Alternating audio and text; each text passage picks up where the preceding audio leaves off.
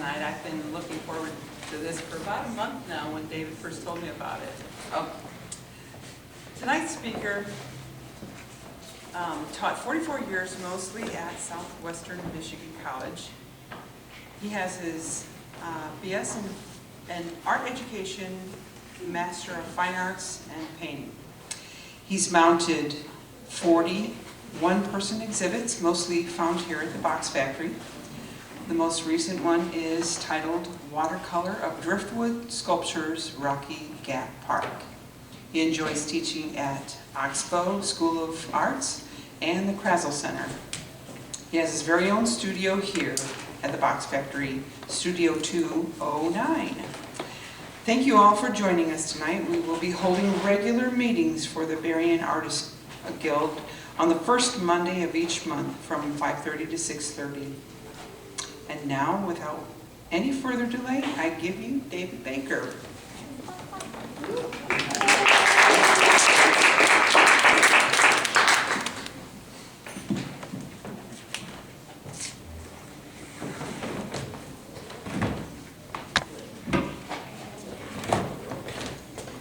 Thank you, Susan. I'm just going to speak for just enough to get a mic check, and I think we're good. Yeah. As Susan said, I had a 44-year teaching career and still do a bit of it here and there to keep my hand in. A wonderful career. I got to work with so very many talented young artists, and very rewarding.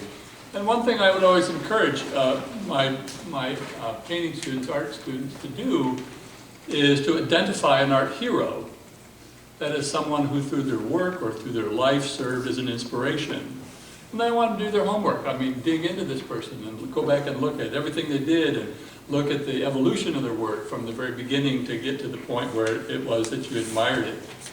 And then absorb all those lessons, not necessarily to make paintings that look just like your hero, but rather to learn from them and take inspiration from them. And of course, as you go along, you adopt new art heroes, and you get more and more, and just file this stuff away, and they become tools in your tool bag to use and find their way into your own painting. Cézanne gave the best advice. He said, go to the museum every morning, and then forget what you saw, and go home and paint. And that's about it. You absorb from your heroes, and then some way it works its way into your own work. One of my very first artistic heroes was Claude Monet.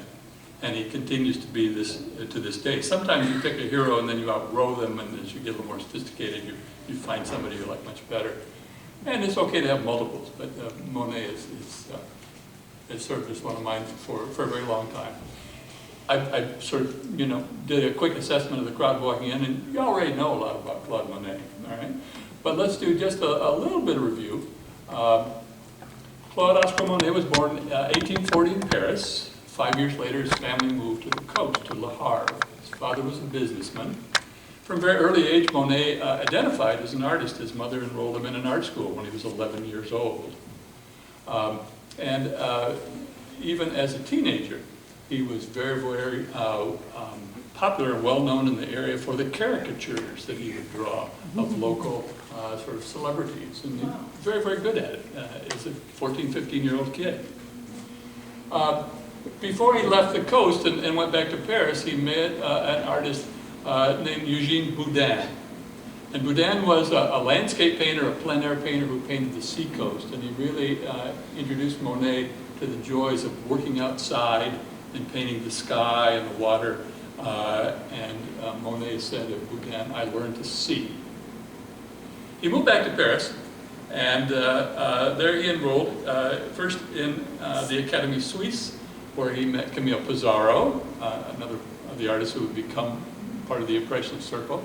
And then he was called up for his military service, which was compulsory in France. He enrolled in the army and served in Algiers. But after about a year and a half, he became very ill and was sent back to France. When he got better, he enrolled in Gleyer's studio, and there he met Renoir and Cézanne and Degas and Basile, all future Impressionists. A little bit of history, jumping back several centuries. 1648, Louis XIV establishes the Academy.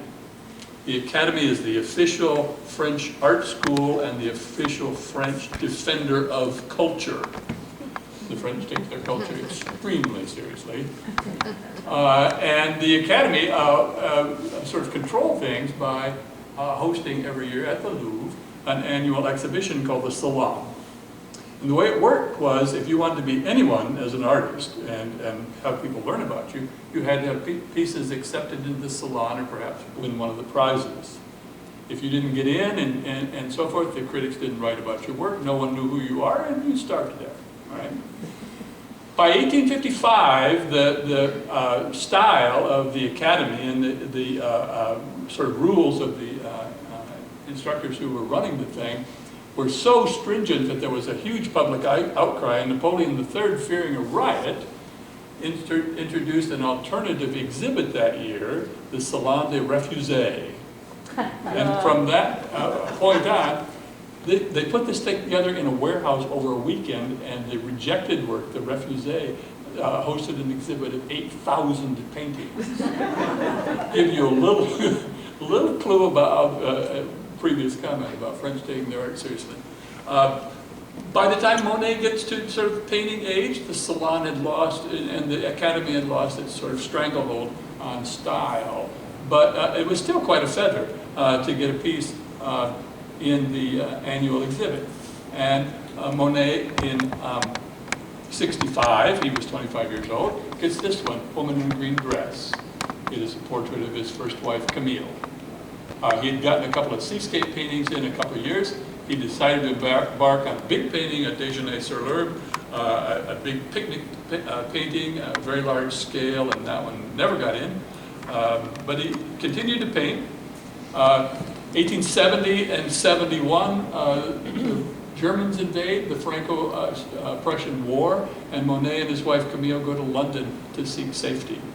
In London, he finds the work of Turner and Constable, both landscape painters who painted a great deal of atmosphere. Turner loved smoke and steam and fog, and Monet did not lose those lessons at all, was very impressed by. He comes back and continues to work, and with some of the friends he met in art school. In 1874, they put together the first of 8 Impressionist exhibitions. This painting is rather noteworthy. Monet entered this little painting, a view of the fog and early morning light over the harbor at Le Havre, and titled it Impression Sunrise. One of the critics came through Monsieur Leroy and expecting to find finished paintings, and this was a sketch. Instead of a finished work, a tableau, this was an ébauche, a sketch, a practice painting. And he was thoroughly outraged that anybody would do it. And noting the title and the other work in the exhibition in frustration, he said, "Why, these aren't paintings, they're nothing but impressions." And the name of the movement was born, all right, from this very painting, Impression Sunrise. And you can see, particularly on the screen with the brushwork, some of the broken color technique that Monet was doing, blazing down pure bold strokes of pure color, a style that he continued for a great deal of time. Monet is famous for his painting series. These are exactly in that vein, but he did paint about 6 views of the Gare Saint-Lazare, the St. Lazarus train station. And here again, the lessons from Turner about smoke and steam and so forth. Monet is 37, he's still a relatively young painter, and went to the engineer and said, "I want you to, clamp on the brakes and fire up the boiler and really get the smoke coming." And the engineer says, "Who in the hell are you?" And Monet said, "I am the painter, Claude Monet." Nobody had heard of him yet, but he buffaloed the engineer and filled the train station with smoke and had several paintings of. 1863, Monet continually was moving away from Paris. He loved painting outdoors, he loved the countryside, he loved clean air. This is the Industrial Revolution. Paris is filled with grime and smoke and pollution. The River Seine is a sewer. Monet lives 7 years in one of the suburbs, Argenteuil, and then even that becomes too crowded and too many people, and he moves on about 30 miles on up the river to a tiny little French farming town of Giverny. And at Giverny, he rents this house. It's on a little piece of property, which Monet adds to a couple of times, and really builds the garden that we know when we think of Giverny and Monet's work. He sells some paintings and is able to get on a little bit better financial footing, and in 1890 he purchased the property, and as I say, adds to it, including a little piece across the railroad tracks adjoining that he diverts a little part of the Ept River through to create the lily pond that we know. There's a little gate on one of them so you can keep the water level at the proper height. Brought in exotic lilies, brought in flowers from all over the world. Wasn't a flower painter per se, but he loved large masses of color. And so he would build his flower beds in big mounds, so there was a whole wall of the same color of flowers that he painted, and so very attractive. We know at Giverny, and this is from the period about 85 on, that he painted things he found there. What we're going to call haystacks. We'll define that a little bit better in a little bit. But these are literally in the property adjacent to his home. In fact, in one of the haystack paintings, you can see his house in the background. So he didn't have to travel far to find these things. And of course, with the development of the lily pond, he developed the subject that was going to be, he was going to be famous for the rest of his life. What I want to do in the talk today is show about my hero here, some things that I learned very specifically from him, and some things where they weren't necessarily lessons from Monet, but we seem to be on a similar path. Spoiler alert, I've never made a painting that looks very much like a Monet, but I've learned so very much from him. And the very first thing that attracted to him, and I claimed him as my artistic hero, is his color. His color absolutely knocks your socks off. Is that yours? It is not. Don't I wish. But no, this is a Monet. Don't I wish, right. And you can see when I talk about the flower beds and mounding them up like that, so it makes this wall of color. But several things account for Monet's fascination with color, and the timing was very good. 20 years ago in the Academy, they were painting old stories from Greek and Roman mythology. They were very careful line drawings, basically colored brown. Okay?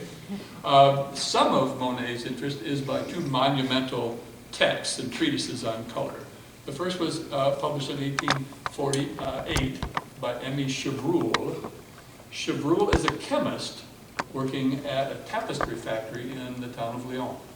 And his job is to manufacture the dyes to dye wool yarn for tapestries. So color is his life. And he sort of defined and studied and sort of systematized a perceptual phenomenon called simultaneous contrast. And basically, simultaneous contrast says when you put two colors side by side, they mutually alter our perception of the two. And fairly easy to kind of imagine. If we took a little orange square and laid it on a purple field, it looks very different from when we lay the same square on a green field. All right? The orange didn't change, but our understanding of it optically has. And Chevreul isolated this phenomenon. It was tremendously important to the painters who followed. Eugene Delacroix, reading Chevreul's book, says, "I can take mud and make it look like the skin of Venus if you let me surround it with whatever I want." Simultaneous contrast. The other book was by an American physicist named Ogden Rood. He was a professor at Columbia University and studied optics. And Rood did a couple things that were very helpful for artists. First of all, he explained the uses of complementary colors. Secondly, he developed a color wheel that was based on real artist pigments instead of colors of colored light, the spectrum. And finally, he showed how laying tiny touches of color next to one another, they would blend on the retina of your eye. Basically, if we put blue dots tiny next to tiny yellow dots, what happens is when we back up, we can't see individual dots, but we're seeing blue light and green light coming to our retina, so our brain reads green. And it creates a green that we can't create by mixing them on the palette. So this device called optical color mixing is used widely by the Impressionists, by Monet, and taken to an almost obsessive, quasi-scientific level with the Neo-Impressionists came after, particularly Georges Seurat. And you all know the tiny little dots from Grandjot at the Art Institute. The other thing about color in Monet's timing was there were a lot of new colors being manufactured.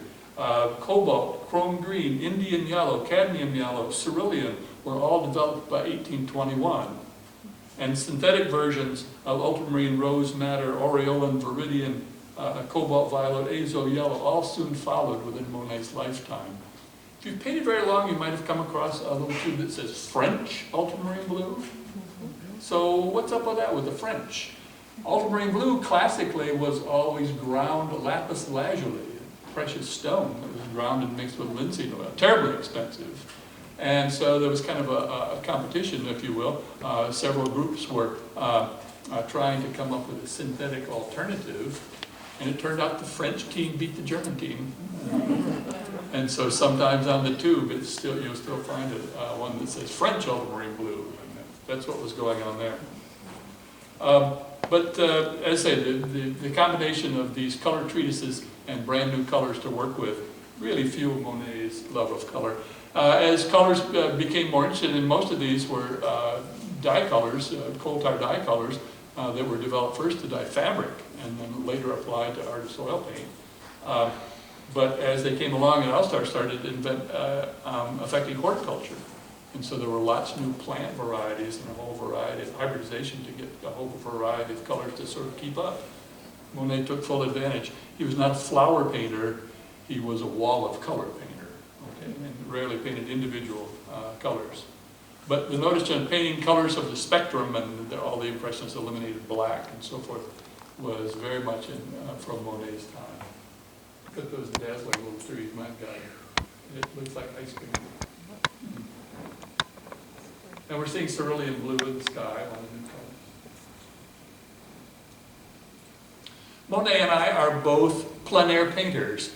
Plein air paintings, French term, means in the open air. It simply means taking your canvas, your watercolors or whatever, outdoors and painting outside. People ask me about my watercolors.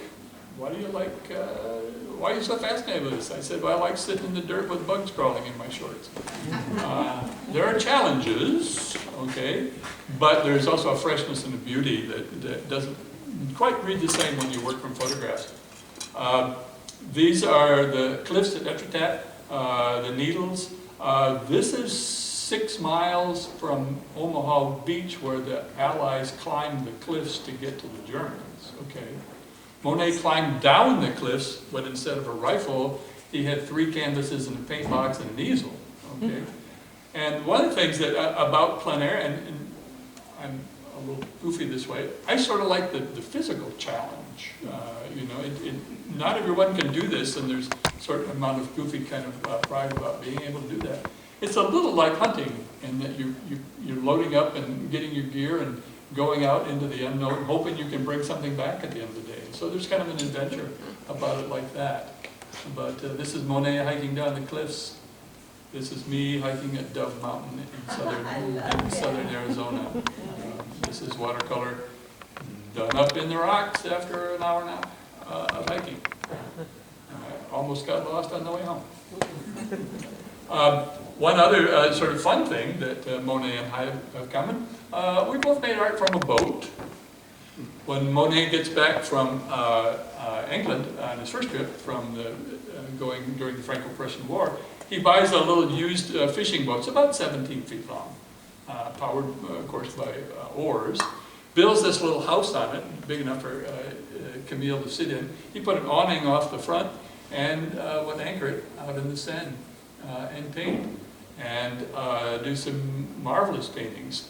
Occasionally he would even pull the anchor and just let the boat float and paint that way. Most of my paintings were done from a 17-foot aluminum canoe. It didn't have an awning or a cabin for my Camille, which I used to. But there is something magic about working out in the water, suspended between the water and the sky. It's really kind of a spiritual experience beyond just just a unique point of view.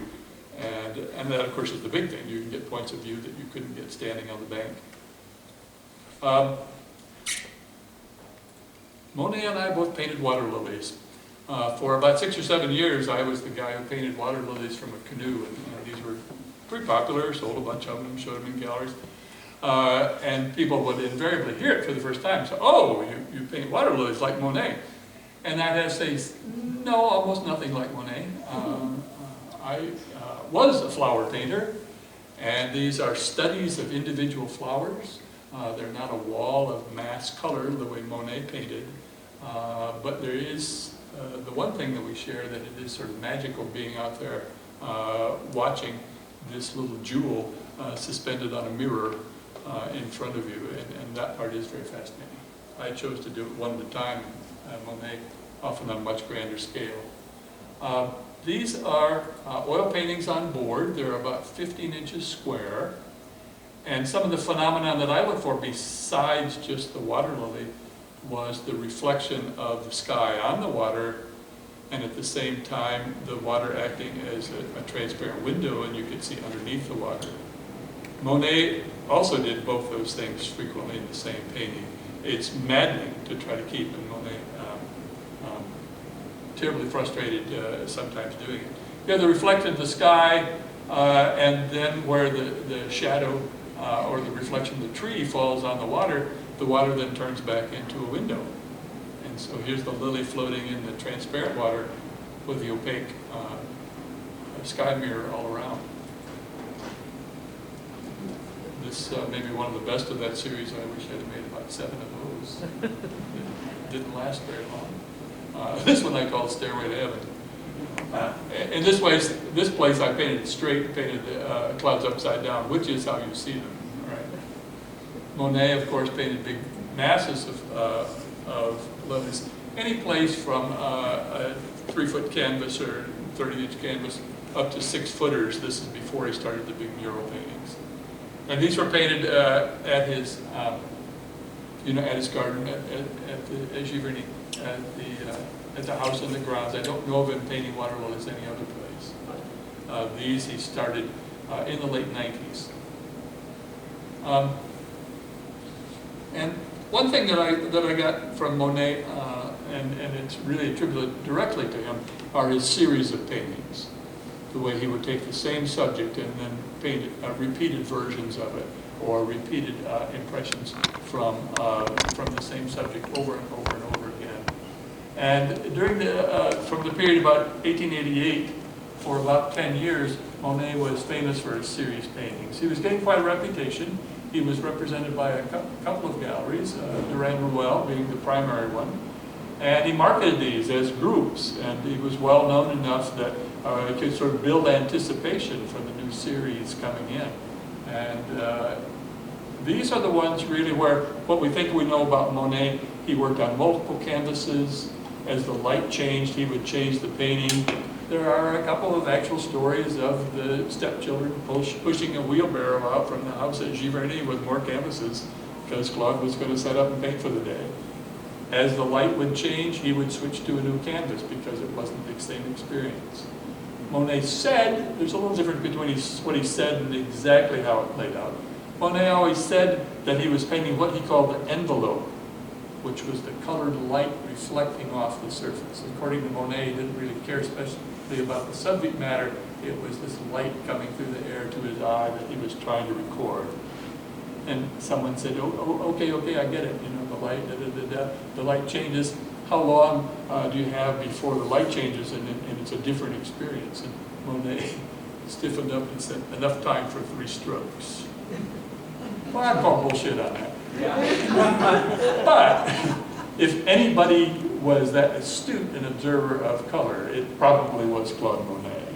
Cézanne probably did him a little disservice, but it's fairly true when he said Monet is only an eye, but my God, what an eye. And, probably a great deal of truth.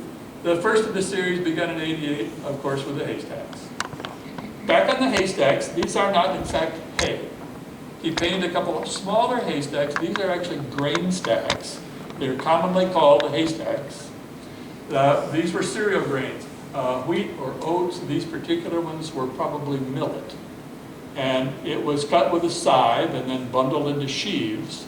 And then the sheaves were stacked in these large conical sort of configurations so that they would dry out.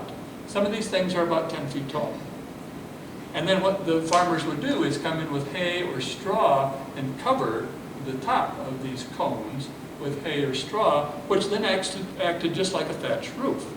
And the water would run off, and the cereal grain inside, yet unthrashed, would dry out. Threshing machines were available, but they were quite expensive, and not every even town, let alone farmer, had one. So they would go from farming town to farming town to thresh the grain. Sometimes it was February, even March of the following season before the thresher got to town, which allowed Monet to paint some of these in the wintertime as well. You see in the Art Institute, of course, at 6, and the different seasons of the year, the different times of the day, the different color and lighting effects, all were things that Monet was fascinated by. And the haystacks probably is most famous for those. In fact, the thresher coming to the village got there early one time. Monet was still painting, and he had to bribe the farmer and pay him to leave the grain stack up, because he wasn't through painting it yet. Not the first time that he sort of had to do that. Look at this, just astonishing. Here's one in the winter time, waiting for the threshers to come. And as I say, this was within walking distance of its house. It was really quite close. The next series I want to show is the cathedrals at Rouen. Farther up, closer to Normandy, is the town of Rouen, R-O-U-E-N. It has many churches. My son was there with his high school French class, and his French teacher caught him in front of this particular cathedral, the Cathedral of Notre Dame at Rouen, taking picture after picture after picture after picture after picture. And Mrs. Bankston went and said, "Ben, what are you doing? You're going to use a whole roll of film on this one church. What are you doing?" And he said, "Claude Monet is my father's hero. He painted this cathedral over 30 times. If I come home without photographs of it, he's going to rent my bedroom to someone else." And here we are. This is obviously in the bright sunlight. He rented a little room across the way, did it in 2 seasons above a milliner's shop to paint these things. And here we are on a winter's day. There's a gorgeous one where the sun's just hitting the top of the 2 spires. Beautiful, beautiful painting. Another of the paintings in the series were the poplar trees. These were painted along a river bank to control erosion. They were also a source of firewood, which is why they're trimmed up the trunks so. And then when they got to full size, they were cut down and used either as lumber or as scaffolding. They are very much the French, after the exposition in 1895 where they unveiled the Eiffel Tower, France sort of fell on the defensive because all the other nations had displays that showed much more advanced technology, and the French felt like they were sort of a second-rate power. And so they sort of clung to things that were decidedly French they could be part of, and part of that was French agriculture. Monet certainly was aware of that, and the choice of subject matter here was certainly aimed at that audience. I love the sort of lyrical line as it follows the edge of the river on here, and my God, look at that color. Those orange reflections late afternoon up underneath those dark leaves. That is sweet. And no, Mickey, this was not mine either. Gorgeous things. This one as well, the fellow who got the bid to harvest these things, they were bidding on who'd get to cut them down for the lumber. Monet said, "Well, what do you think the bid is going to go for?" And the fellow told him, and Monet said, "If it goes higher than that, I'll pay the difference and leave them up till I'm done painting them." Look at that lovely pink reflection. Very, very soft. Yeah. And this later in the 1890 decade, and these done about 88, 89, which are my absolute favorites, are the early morning paintings on the sand. He took the boat out at about 3:30 in the morning and waited for the sun to come up. And it would come up through the fog and the mist. And some of these are extremely abstract, and I think they're just gorgeous. It's beautiful. beautiful, beautiful. And he got, you know, cotton candy fog, and I mean, people, you know, dismiss them a little bit that way, but I don't think you can. I think they're wonderful. So this notion of working in series, I stole. Picasso said, young artists borrow and mature artists steal. I said, let's do that series thing. I was reading an art magazine and at the time, and I read this lovely story about two painters who lived in the Los Angeles area, two women, and far apart, and there was a big commercial rail, or a commuter rail that went through a large area, and they would designate a stop, and where there was interesting things to paint. And I'd say, okay, well, we'll meet at 1:35, and we'll paint for the day, and so forth. And it had a map, okay? And I just read that, and I was sitting in Russ Forest County Park in Cass County, painting the Dowagiac Creek, and I'd been around it for a long time. And I just had this thing about the stops and the map and in my head, and I thought, I wonder where this creek goes, you know? And I said, I know, I'll paint it. I'll paint the whole thing from start to finish. And I'll just go every place where a road, there's a bridge, a road crosses the creek, and I'll go to that spot and make a painting. I didn't know there were 24. I showed it a couple of times where Cass County residents who knew the creek well could see the paintings, and I don't brag very much, but there's 2 left. Oh my God. They proved to be really, really popular. And people caught the whimsy that I painted the whole thing from start to finish, and they also knew the places, you know. And these are all watercolor. These are quarter sheets, so they're 11 by 15 watercolor and framed out. Another series of mine, again, that I borrowed from Monet, was the Found, the one that Susan alluded to, that I showed here this summer. And over the course of about 15 months, I painted driftwood sculptures or structures that I found at Rocky Gap County Park, painted exactly as I found them, made by beach artists, none of whom I've ever met. And so there again, I was working in a particular place, painting a particular subject, tip of the hat to Claude Monet. And some of them are quite big. This one you can walk in. Some of them almost defy gravity. Look at those little pebbles balanced on the board. Really quite remarkable. I did 19 of these. Another thing, and this is owes a great deal to Claude Monet. After he gets the water lily thing going, he's painting some biggish canvases, some 6-footers, and he would actually dig a trench beside the lily pond and put a canvas in it so I could drop the painting it out so I could reach the top. He was not a tall man. So he was doing some biggest things, and he was very good friends with Clemenceau, the 2-time Prime Minister of France. And Clemenceau really encouraged him to do something big and dynamic that he could give to the French nation. Monet, complex individual, sometimes very arrogant, sometimes very proud, sometimes dejected and frustrated and almost disconsolate, ran the full gamut of emotions, and Clemenceau kept needling him to let's do something big and so forth. So he came to this idea with the lily pads and working with very large mural canvases that would then be given to the French nation. And as he worked on them, decided to give them to celebrate the armistice after the First World War. Had to build a special studio for the paintings. And so this idea of big is something I borrowed from my hero. These paintings are 6.5 feet tall and between 14 and 18 feet long. And when they are installed, several of them are installed edge to edge to edge in diptychs, triptychs. There's one that's even 4. The one at the Orangerie is 54 feet long. Very, very large paintings. And this notion of working big and having to build a whole studio for them and so forth, I just was crazy about it. I would love to do that.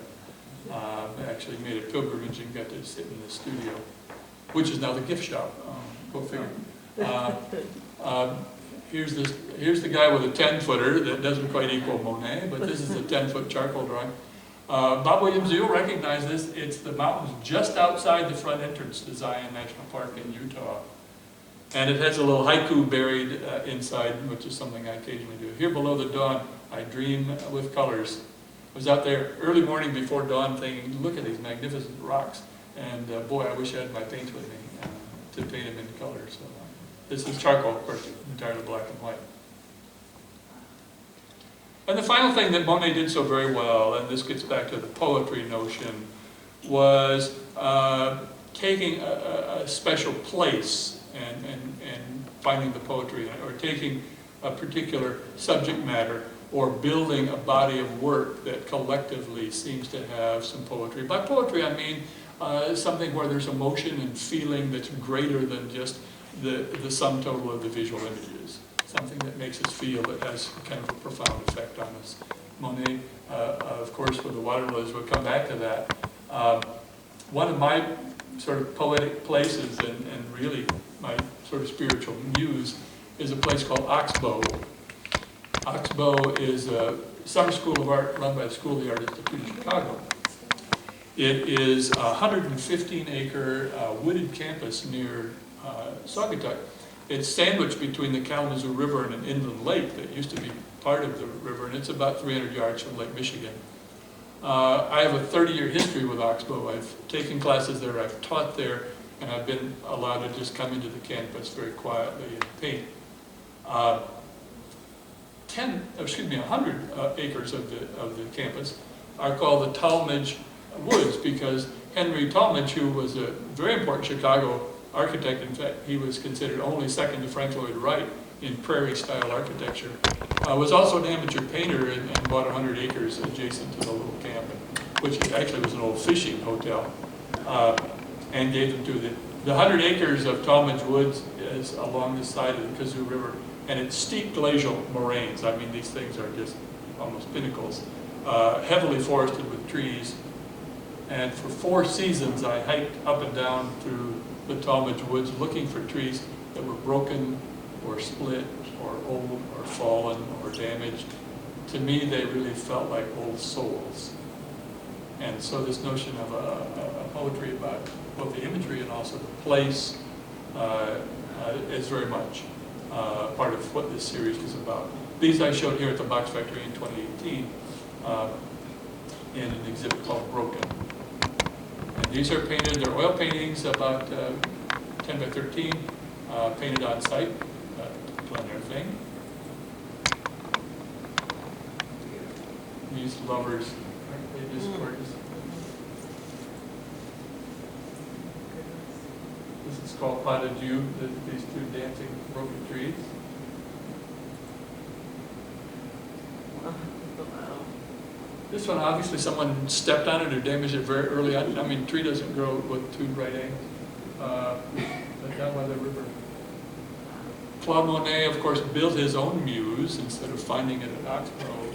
He started the Lily project in about 95, and it was his muse for the rest of his life. I say diverted the little tributary of the Ep through a little gate on each end so he could do it. Planted water lilies. He had Japanese gardeners come in who brought in exotic flowers from around the world. The little Japanese bridge still stands. It's buried in wisteria in midsummer. But standing on the bank and this lily pond just choked with flowers is Monet's magnum opus. He's given credit for things, something rightly so, because he would frame these in so tightly that you saw neither the bank on the front of the water or the distant shore on the back of the water. The lily pond is about 300 by 100 feet. It's not a big body of water. And so he would stand on the bank but paint up over the bank, and so all you get is the surface of the water, this floating surface. And here you can see what I'm talking about, the blue on the left and then the dark greens underneath. He's doing, as I mentioned before, both the character of water as a mirror reflecting the sky and as a window showing what's underneath. And of course the lilies suspended in between. And he's often given credit in these big canvases for being inspiration for abstract expressionism, and it's really the same compositional format, well ahead of his time. Clemenceau convinces him to, even though his health is bad and he's losing his vision, Clemenceau convinces him to do a big project that he will leave with the state. He finishes at about 1923. He dies in 1926. Has 2 cataract operations in 23, which do kind of restore his vision. Was really disconsolate for a long time. Destroyed a lot of work because he just couldn't see it. And negotiated a lot to find a proper place for it. And they selected a building that's on the same grounds as the Louvre. It is called the Orangerie. There were potted orange trees in the garden, and of course they wouldn't last through a Parisian winter, so they had this 2-story building with all skylights in the top, and they would bring these potted trees into this building. And so the Orangerie was the orangery, the places where they kept the orange trees. There were there still are, 2 long oval rooms connected, and between the 2 rooms there are 8 monumental canvases. The paintings on the walls are over 50 feet long, and as I say, about 6.5 feet tall. And they show just the surface of the water. Occasionally, they're interrupted by a tree trunk or by a weeping willow hanging down from the top. But it is this magical floating space. And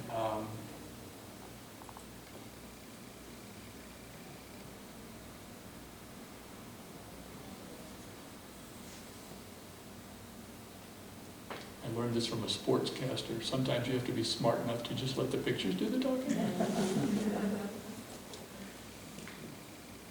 It's beautiful. These little dabs of red. This particular piece of this one's about 5 or 6 feet tall, okay, just for scale. Dave, where did you say this was? It's in Paris, a museum called the Orangerie. And it's about a quarter mile from the Louvre, on the right bank.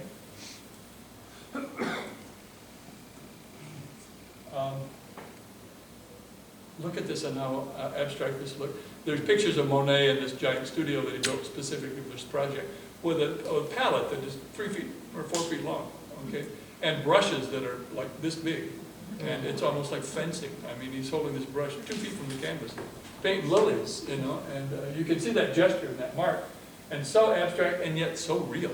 I mean, that's a stunning combination, I think. Do you know why he chose brushes that big? So he could back up and see it. Yeah, the enormity of the canvas, you know, I mean, it completely fills your field of vision, and you just need to get back far enough to be able to see the mark you're making in context. Yeah. Whereas if you were choked down next to the ferrule, you just couldn't see what you were doing. Unless it goes faster. Maybe. David, how long do you know how long it took for him to do this? Yeah, he finished about 20, and he started it. He built the studio in 15, and started about 16, and then worked through about 21. Yeah. Yeah, and he painted about 30 of these, and then sort of selected the ones that he wanted, and then he had to kind of adjust them so they fit together, and destroyed some. You know, I read sometimes, because just in frustration, he couldn't get what he wanted, and he was, you know, just so depressed, and he would destroy things. I read it one time, how many millions and millions of dollars worth of Monets he destroyed, just because he couldn't get what he wanted. This is my church. I visited 3 times, and the last time I was there, I took my sketchbook, and I drew every single one of the 8 murals. When was the last time you were there? 19. But I mean, there I am. I mean, it's an astonishing achievement. And again, this is my hero. Yeah. And one more little thing to show, and it's about, you know, taking a place and making it special. It's a little different than Monet about making a place special and then painting it. But mine is really about transforming, and I think it's fair to say that it's not really the subject matter that makes the painting art and special. It's kind of what you do with it. And so I have one more thing to show, and it's quickish. It's a different view it really is a different viewpoint. You'll forgive me, I'm just going to get out of this and come right here.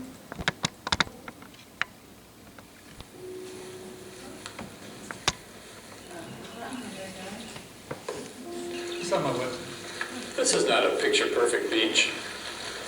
It wouldn't make anyone's calendar cover. There's no long panoramic vista of the shoreline. Currently, the lake is so high, there's not even a beach at all. And the stairway down the bluff leads to piles of broken concrete, dumped here to control erosion. And then out in the water stands this odd, twisted old platform. But the point is, I didn't choose to paint here because it's a perfect place. Rather, I chose to paint it because it is real, and it's here, and right now I'm here with it. Painting is about being present. Besides, I've never thought that beautiful subject matter alone guaranteed powerful art. Rather, it's the artist wrestling with the subject, transforming it, distilling it down until what is left is the subject's poetic truth. And as Keats reminds us, truth is beauty. The Buddhists have a little prayer. May we exist like a lotus at home in the muddy water. Thus we bow to life as it is. That gets pretty close. So I will paint this place. I'll do a painting each month and document the passage of an entire year. New Year's Day, bright and cold, I embark upon a year-long odyssey. This little cove and bluff shall be my muse. February 19, I forego Cupid's commercial holiday and paint instead a blizzard. The vernal equinox.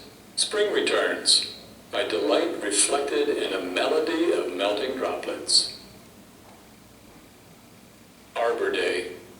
A single willow in the rain reminds us the trees were only sleeping. Memorial Day. Let us not forget to stand to honor those who served and those who sacrificed. Father's Day. Beneath the bluff I search without a plan. My hope is that the muse will guide my hand, and then I find a gift imprinted in the sand. July 30. After photographing Grandpa's mountain and waves splashing on the rocks, my young assistant arranges pretty pebbles on the sand. "Isn't today your birthday?" I ask. "Yes," he cries, "I need one more rock." August 31st. As the summer fades, she grows quiet, pensive this month without a holiday. Little Abby's candles will be our celebration. The autumnal equinox. As the light glides toward the south, a few golden rays hold on. All Saints' Day. In the quiet spaces between the waves, I hear John and Betty Jean. Thanksgiving Day. No feast awaited the immigrants along the rocky coastline. Christmas Day.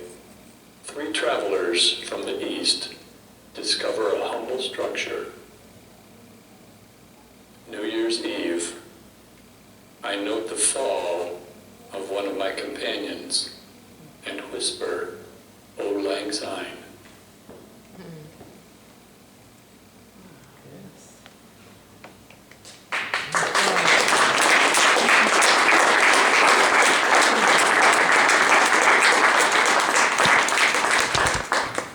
Well, thank you so very much. Thank you. I'd be happy to answer questions, or if there's an image you want to go back to and talk about it, I can do that. Or perhaps it's wine and brownie talk. I'd like to mention that one of the last times the Berrien Artist Guild actually took a trip someplace as a group was to Oxbow, about before the box factory. The Variant Artist Guild, we used to do lots of things like that, take trips, have meetings, things like this. And one of the trips we took was we caravanned up to Oxbow as a guest of Jerry's, Jerry Catania. I don't know if you were there at the time, Dave, you probably were, but. I'm usually there for a week or two in the summertime, but I don't know if I caught you then or not. Yeah, it was in the summer at some point, I don't remember when or even what year, but I think it was 1990, between 1990 and 1995 sometime. No, it Yeah. was over 2000, because I was just, No, it was before we had a lot back. but I remember going up there. Yeah, I know. What do you?